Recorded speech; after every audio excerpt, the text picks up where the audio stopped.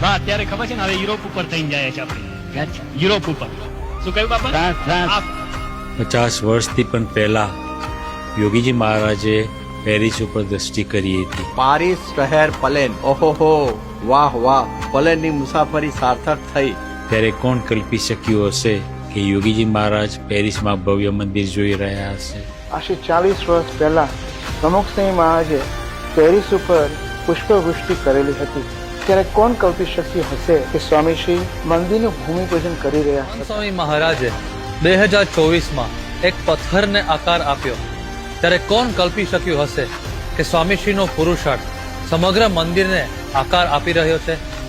સમગ્ર UK Europe સત્સંગ મંડળ વતી આપ સૌને પ્રેમભર્યું આમંત્રણ છે. Bienvenue à Paris. Welcome to Paris.